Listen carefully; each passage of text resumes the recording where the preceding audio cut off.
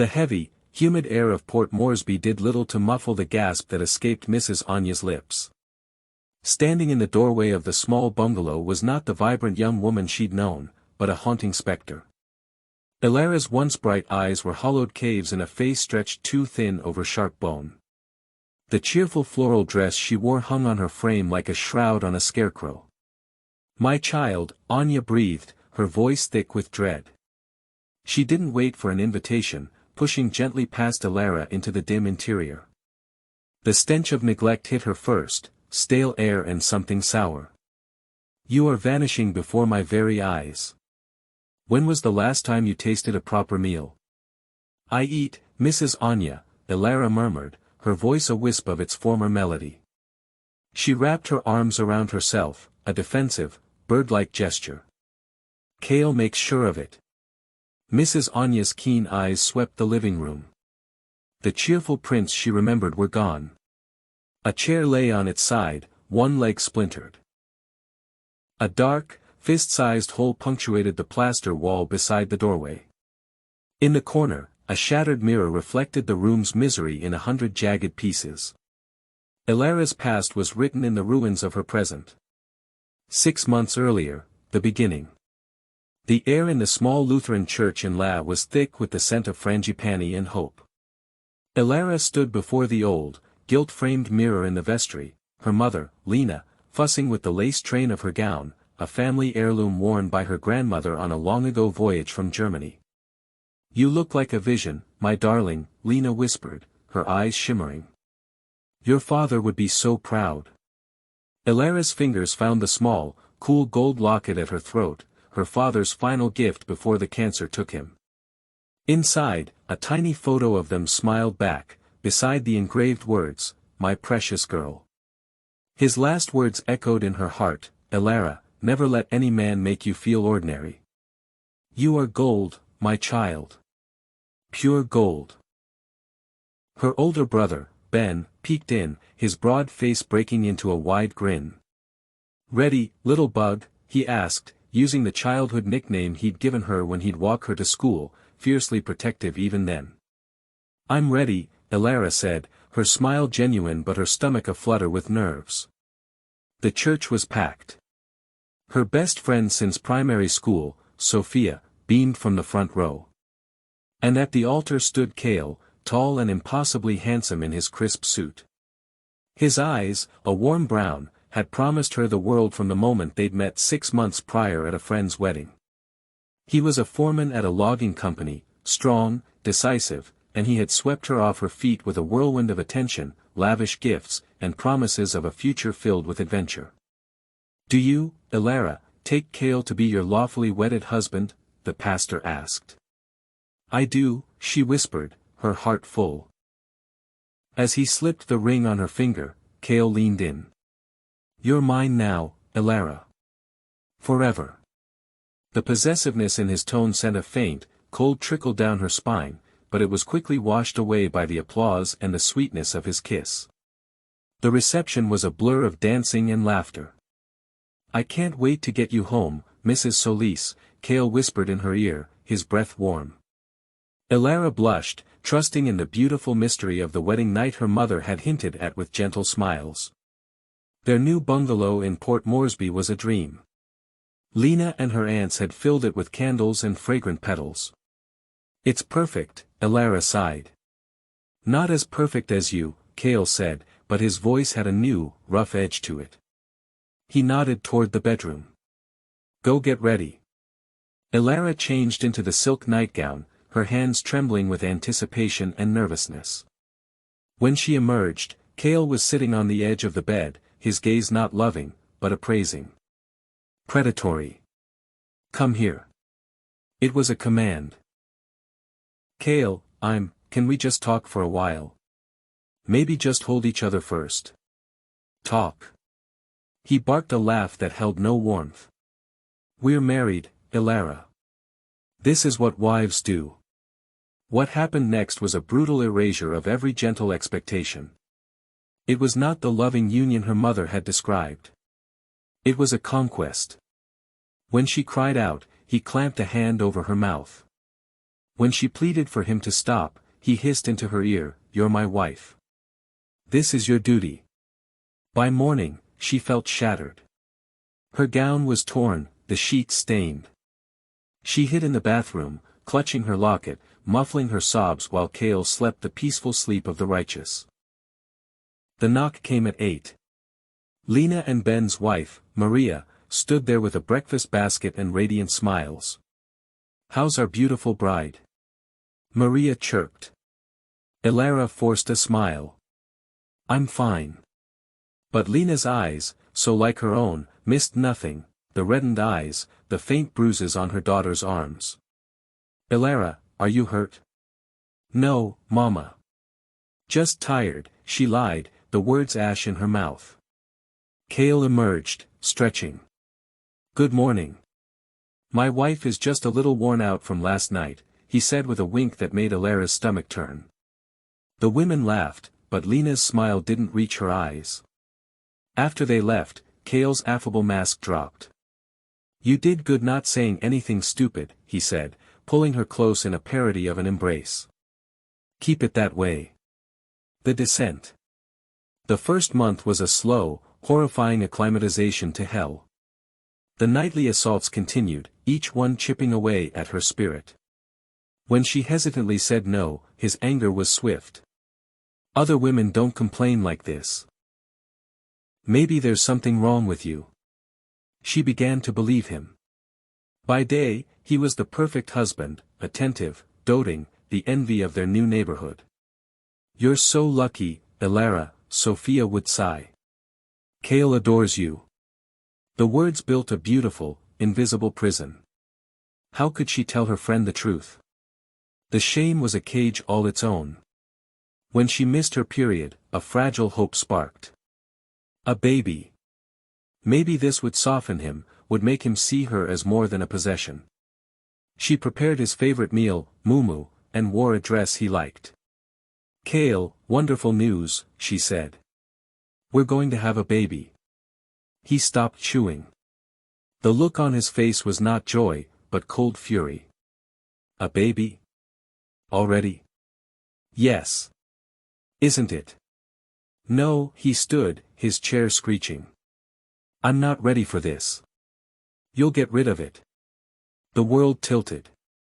"This is our child. If it's mine, then it's my decision. And I don't want it." He grabbed her arm, his fingers biting into her flesh. "You'll do what I say." That night, he was deliberately rough, and she wept, one hand pressed to her stomach, praying for a miracle. The miracle did not come. The next morning, the cramping and bleeding started. At the clinic, Dr. Apatas, a woman with kind, weary eyes, confirmed the miscarriage. She saw the bruises, the terror in Elara's eyes. "Elara," she said softly, "has someone been hurting you?" Cale's warning glare from the corner was a physical force. "No," Elara whispered. "I fell." Dr. Apatas handed her a prescription, and as they left, she pressed a card into Elara's hand. "My direct line. Day or night." At home, Cale was unervingly gentle. "Maybe it was for the best," he said, tucking a blanket around her. The kindness was more terrifying than his rage. The abuse escalated, now armed with a new weapon. "You couldn't even keep my son safe. What good are you?" He made her quit her teaching job. He isolated her from Sophia. Her world shrank to the four walls of the bungalow. Her brother Ben's unexpected visit was a disaster. He saw through her makeup and sunglasses instantly. "Who did this to you?" he demanded, his voice low and dangerous. When Cale arrived, he smoothly spun a tale of Elara's clumsiness. Trapped between her brother's protectiveness and her husband's implicit threat, Elara choked out the lie. "I fell, Ben. I promise." Ben left with a final, ominous warning to Cale, and that night, Elara paid the price for the visit in broken skin and shattered spirit. The turning point. Her salvation came from next door. Mrs. Anya, a widow with eyes that missed nothing, had been watching the slow destruction. One morning, she called Alara over. "I was married for 40 years, the old woman said, taking Alara's bruised wrist. "I know what love looks like. This is not it." She pressed a slip of paper into Alara's hand. "My nephew, Joseph. He's a constable. When you are ready for real help, you call him."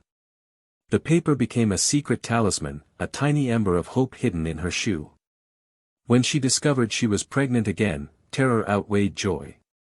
She delayed telling him, but when she did, his reaction was volcanic. He hit her, and when she refused to get rid of it, he took matters into his own hands that very night, his violence a deliberate act of termination. This time, she didn't wait for him. She stumbled to Mrs. Anya's porch. "Help me," she whimpered. Constable Joseph and Dr. Apatas met her at the clinic. The evidence was undeniable. But when Joseph gently asked for her statement, the old programming took over. "I fell down the stairs," she whispered, clinging to the twisted scripture Pastor Williams had given her during a desperate counseling session. "Wives, submit to your own husbands. God hates divorce." She returned home with Cale, who praised her for her silence before reminding her of her place with his fists. The final breaking point was absurdly small, a pot of slightly scorched rice. His rage was apocalyptic. He threw the pot, backhanded her, and when she fell, he kicked her in the ribs. She heard the sickening crack. "Get up. Clean this mess," he roared. As she knelt, weeping in pain, picking up grains of rice, something her father had said surfaced through the agony. He'd once stopped a neighbor from beating his dog, saying, "No creature of God deserves this. Anyone who hurts something weaker is a coward. You are gold, my child." "I'm not worthless," she whispered. The blow to her head was swift and absolute. She woke alone on the cold floor, lying in a mix of rice and her own blood. Dragging herself to the bathroom, she faced the monstrous, swollen reflection. This was not a test of faith. This was evil. And God hated violence. With bloody, trembling fingers, she dialed the number. "Constable Joseph? It's Alara Solis. Please come. I'm ready to tell the truth. The reckoning and the reclamation."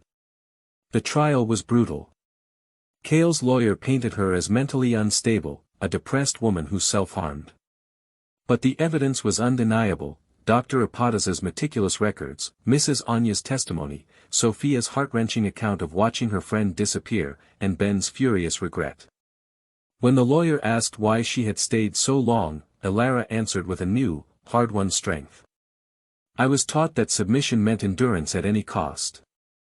I was being simple, not faithful. I learned that the prudent see danger and hide themselves. God called me to freedom, not to martyrdom." Cale was convicted on multiple counts of aggravated assault and sentenced to 15 years. He showed no remorse, only rage at being exposed. Afterwards, standing in the sunlight with her family, Sophia, and Mrs. Anya, Alara felt the weight of years finally lift. "What will you do now?" Lena asked, holding her daughter's hand. Alara touched her father's locket. "I'm going to live. I'm going back to the classroom. And I'm going to make sure other women know that God's love is a refuge, not a prison." She started a foundation called Precious Gold, helping women escape violence and find shelter. She shared her story not with shame, but with power. She learned that her worth was never tied to her marital status. She was precious because she existed, a beloved child of God. And when young women asked her about love, she would say, "Wait for a man who treats your spirit with the same reverence he claims to have for God. Anything less is a lie. Your life is a sacred gift. Protect it." Cale served his full sentence and never acknowledged his cruelty. But Alara didn't need his apology to be whole. She had found her voice, her purpose, and the profound truth that sometimes, the most faithful act is to choose to save your own life. The sunlight filtering through the broad leaves of the mango tree behind the community center felt different now. It didn't just illuminate, it felt like a blessing. Elara stood at a simple wooden podium, her hands steady, her voice clear. Before her sat 24 women, their faces a mosaic of fear, hope, and weary resilience. This was the first official meeting of the Precious Gold Foundation. For a long time, Elara began, her gaze sweeping over the group. I believed my silence was a virtue. I thought enduring was holy. I was wrong. Our stories are not secrets to be buried. They are weapons against the darkness. And when we speak them, we take that weapon out of the hands of the abuser and arm ourselves. A woman in the back, her eyes fixed on her lap, began to weep silently. Another, older, with a network of fine lines around her eyes that spoke of years of sorrow, nodded slowly, a flicker of defiance in her gaze. This was Elara's new purpose. The classroom was still her joy, but these evenings and weekends were her mission. She worked with Constable Joseph and Dr. Ipatas to create a network, a safe house, legal aid, counseling. They used the community center, a brightly painted building that once felt like just another part of the town, but was now becoming a sanctuary. Her brother, Ben, became the foundation's unofficial security coordinator. His guilt over not seeing the truth sooner had transformed into a fierce, protective energy. He trained the volunteers on de-escalation and safety protocols, his large presence a comfort to the terrified women who arrived with little more than the clothes on their backs. 5 years later, life had found a new, peaceful rhythm. Elara lived in a small, airy cottage on the outskirts of town, a place filled with books, plants, and the laughter of friends and family. There was no fear of footsteps at the door, no tension in the air. The only marks on her skin were the faint, silvery scars she had come to see not as reminders of pain, but as proof of survival. She was hanging laundry on the line, the sun warm on her back, when Sophia's car pulled up in a cloud of dust. "He's up for parole," Sophia said without preamble, her face grim. She held out a formal letter from the corrections board. Elara's hand stilled on the damp sheet she was holding.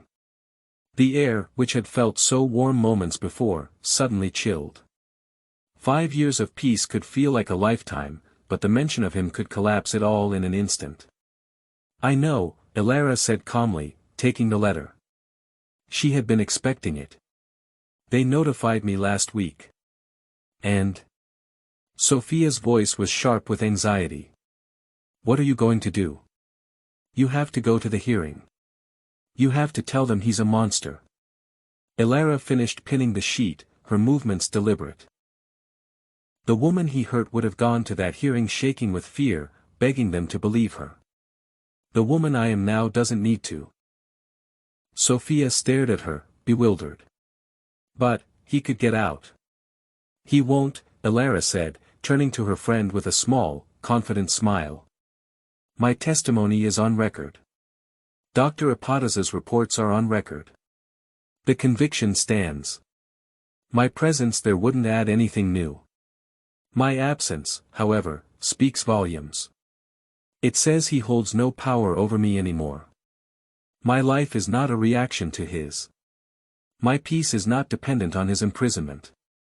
She had spent years in a prison of his making, she refused to let the possibility of his release become her new cage. She had written a powerful, concise statement to the parole board, detailing the psychological and physical damage and her firm belief that he remained a danger. Then she had let it go. Weeks later, the letter arrived. Parole had been denied. Kale Solis would serve his full sentence. Elara read it, felt a quiet sense of judicial finality, and filed it away. She felt not victory, but a reaffirmation of the justice she had fought for. Another year passed. The Precious Gold Foundation had helped over 100 women and their children. Elara was giving a talk at a women's conference in the capital when she met Daniel. He was a historian, researching post-colonial architecture in the South Pacific. He'd stumbled into the wrong conference room, clutching a map and looking endearingly lost. He'd apologized and turned to leave, but then hesitated, listening to Elara speak for a moment. He ended up staying for the entire talk. Afterward, he approached her. "I'm sorry to intrude," he said, his voice gentle. "But what you said, about rebuilding a life not on the ruins of the old one, but on completely new ground, that was profound." They talked for over an hour. He was thoughtful, a listener. He asked questions about her work, not her past. There was no pressure, no intense, sweeping romanticism like there had been with Cale. It was a conversation between two equals. A cautious friendship grew into a gentle courtship. Daniel was patient, understanding the shadows that sometimes crossed her eyes. He never asked for details she wasn't ready to give.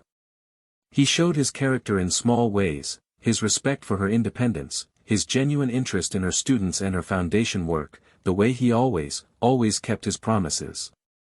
One evening, as they sat on her porch watching the spectacular colors of the sunset, he took her hand.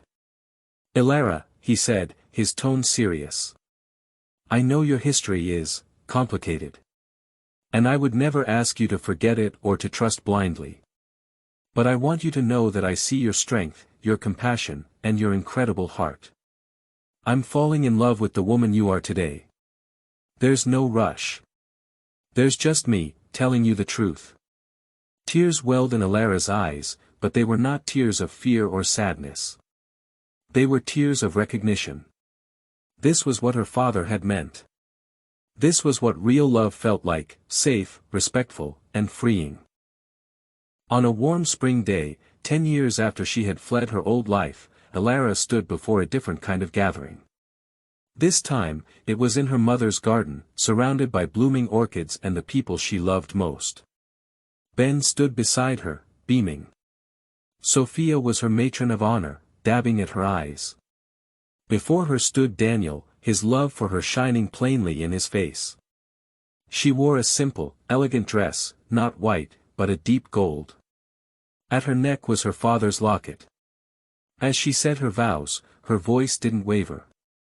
"I promise to choose you every day," she said to Daniel, her eyes holding his. "To respect you, to stand beside you as an equal partner, and to always nurture the peace and joy we've found together. I give you my heart freely, because I know you will protect it as the precious gift it is." There was no "obey" in her vows. There was no "for worse" that implied enduring violence. Their promises were built on a foundation of mutual trust and the hard-won knowledge of what true love really was. Later, as they danced under strings of lanterns, Lena approached her daughter, her eyes full of tears, but her smile radiant. "He would be so proud of you, my gold," she whispered, touching the locket. "So proud of the life you've built." Elara looked around at the joyful faces, her family, her friends, the women from her foundation who were now living their own stories of survival, Daniel's hand warm in hers. The journey had been brutal, the cost immense. But as she leaned her head on her husband's shoulder, surrounded by a love that felt like sunlight, she knew her father had been right all along. She had not just survived. She had, against all odds, reclaimed her life and forged it into something stronger and more beautiful than she could have ever imagined. She was, finally and completely, free. The rhythm of Elara's new life was a gentle, steady beat, a world away from the frantic, fearful staccato of her past. Marriage to Daniel was not a merger of two halves seeking completion, but the graceful weaving together of two whole, vibrant lives. They built a home that was a true sanctuary, a place of open windows, overflowing bookshelves, and the constant, warm scent of brewing tea and Daniel's oil paints. He had converted the sunniest room into a studio, and Elara loved to watch him work, his brow furrowed in concentration as he brought vibrant Papua New Guinean landscapes to life on canvas. In turn, he would often sit at the back of her classroom, sketching the children as they listened, rapt, to one of Elara's stories. They were partners, collaborators in art and in life. The work of precious gold continued to be her calling. The foundation had grown, now operating a small, secure safe house and offering microloans to help women achieve financial independence.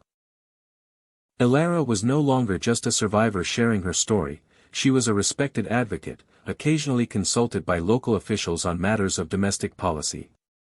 One afternoon, a new case landed on her desk, brought in by a trembling young volunteer.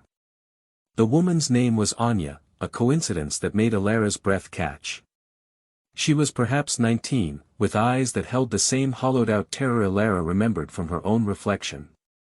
"She won't speak to the constable," the volunteer whispered. "She just keeps shaking her head.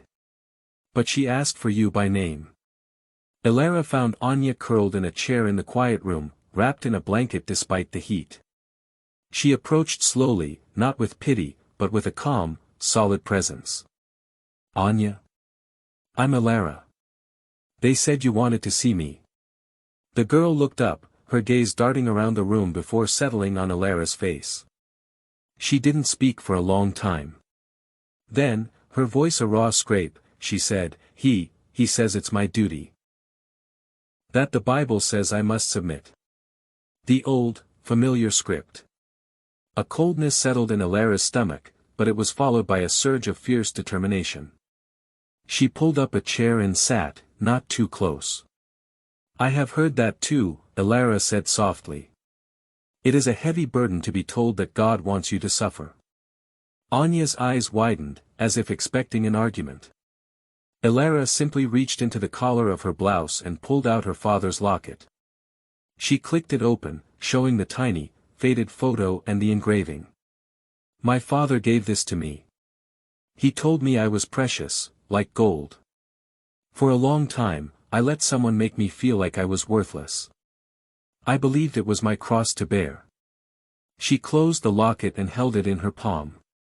"But I was wrong. God is a God of love, not of cruelty. He does not give us a spirit of fear, but of power, and love, and a sound mind." She spoke then, not as a preacher, but as a woman who had walked through the fire. She spoke of the difference between sacred submission and sinful oppression. She talked about the Proverbs 31 woman, not as a doormat, but as a savvy businesswoman, a pillar of strength for her household, a woman whose worth was far above rubies. "Your duty, Anya," Alara said, her voice firm yet kind, "is to protect the precious life God gave you.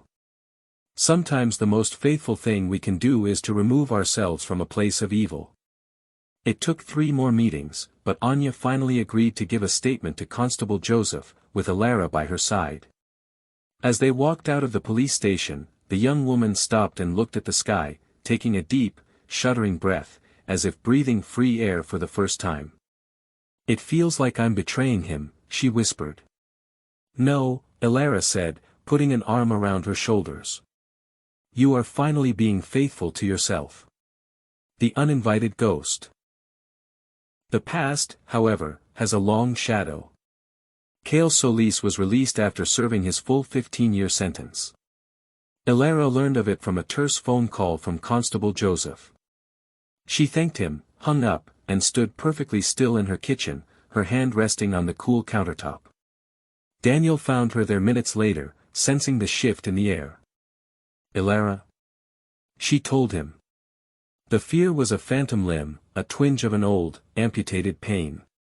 But it did not consume her. Daniel's face hardened with a protective instinct, but Alara placed a calming hand on his arm. "He has no power here," she said, and she willed herself to believe it. "We have a security system.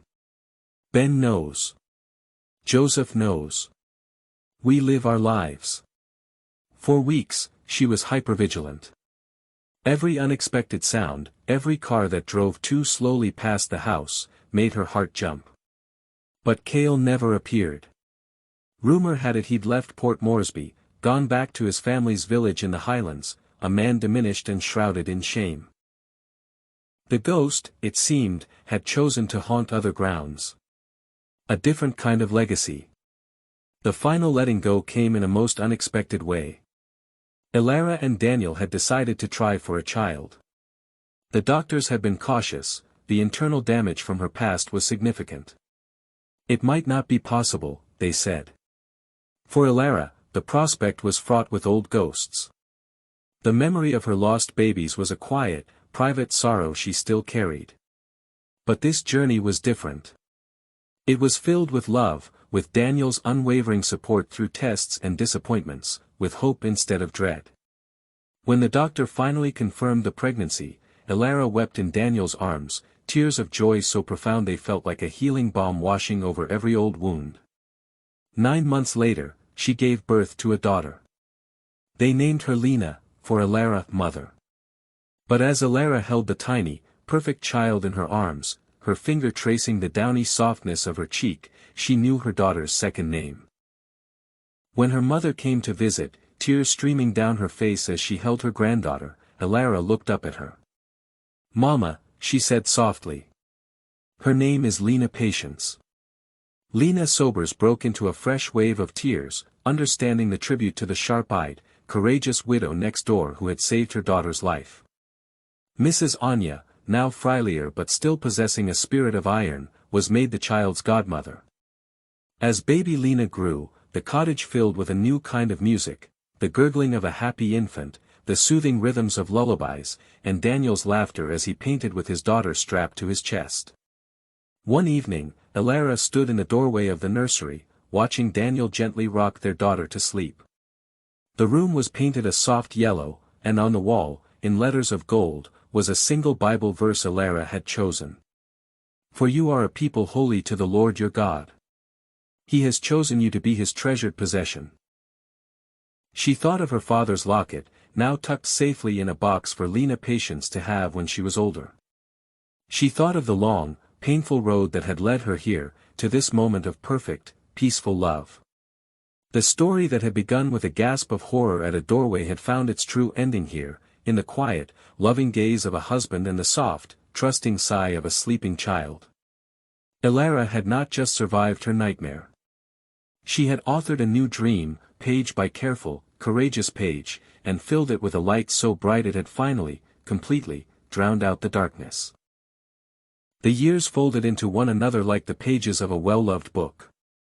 Lena Patience grew from a round-cheeked infant into a spirited child with her mother's thoughtful eyes and her father's easy smile. The cottage, once a quiet haven for two, now echoed with the delightful chaos of childhood, scattered crayons, the steady rhythm of a little girl's footsteps running to greet her father, and the patient, old dog, Bummy, who tolerated being dressed in tea towels as a royal cape. Elara's life was a tapestry of contentment. Her work with precious gold continued to thrive, though she had gradually stepped back from day-to-day management, mentoring a new generation of fierce, compassionate women to lead.